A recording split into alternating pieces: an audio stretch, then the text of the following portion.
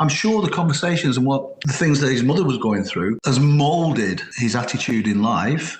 And I think that's one of the reasons possibly that he likes to live in America.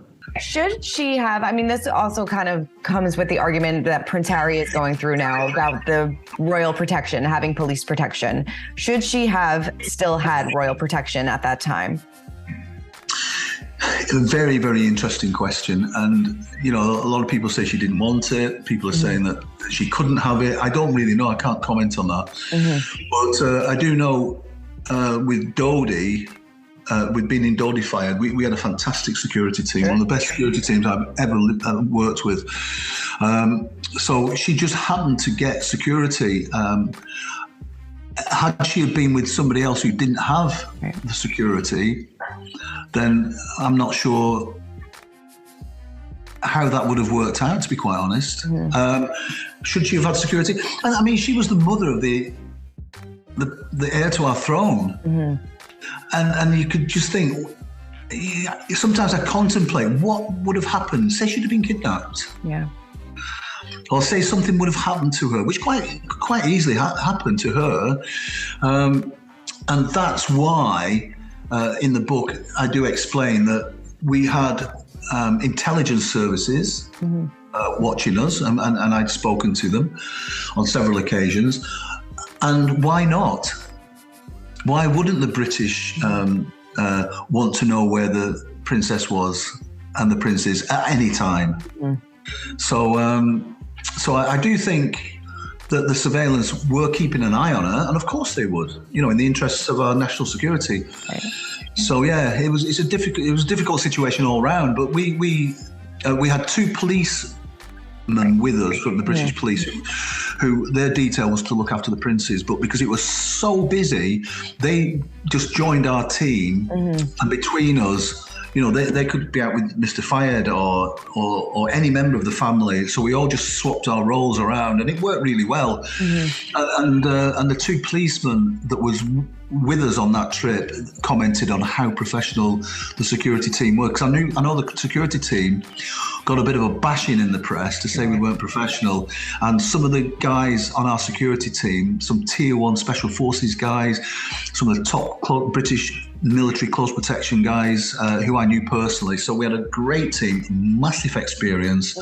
And yeah, it was a pleasure to work on that assignment. You know, obviously in the news a lot lately is Prince Harry, you know, his lawsuits and saying that he wants the royal protection. Do you think, knowing what happened to his mother in the past, should he be allowed to pay for his own protection?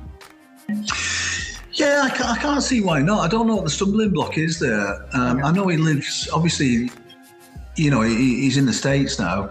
I'm not sure why he hasn't gone down more on the private security thing inside the States. And I know, you know, we look after people in the States, and we've got great protection teams. I'm sure he has got a good protection team. Why he's asking for a protection team from Britain to work with him in the States, I'm not sure about that. But I totally get it. When he's back in the UK, he should have protection. I totally get that. I don't get why he isn't given it. Yeah, I don't know either. So I don't know. It can't be cost. No, it can't be cost. So I'm not sure what's going on there. Not sure. And then, you know, wrapping up, I mean, what was your interactions like with William and Harry, and how did they kind of interact with what was their view of their mother? Did you, I know that you said before that Diana was a very caring mother, but what were the boys' interactions like with their mother?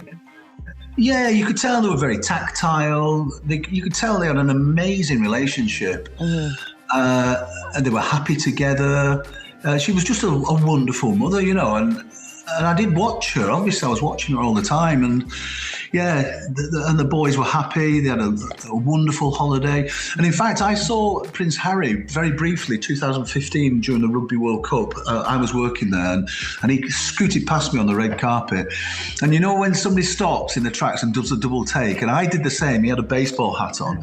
We looked at each other, and at that moment in time, I knew he was thinking, I know you from somewhere.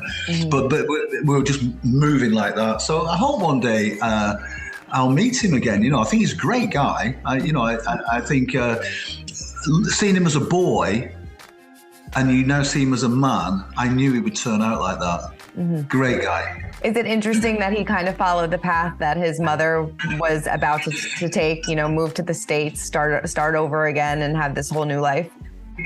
Yeah, it is, Christina. And also, from a young boy, witnessing what his mother went through as he turned into, a young man and now a man, in his brain, in his subconscious, he'll have those memories and he'll have those conversations in his schemas, from his mother. And it might be that he's now got an inbuilt thing in that America means safety. It means a home. It means that. So I'm sure the conversations and what, the things that his mother was going through has molded his attitude in life. And I think that's one of the reasons possibly that he likes to live in America. For more news, content, and exclusive interviews, make sure to hit the sub, like, and bell button down below and visit usmagazine.com.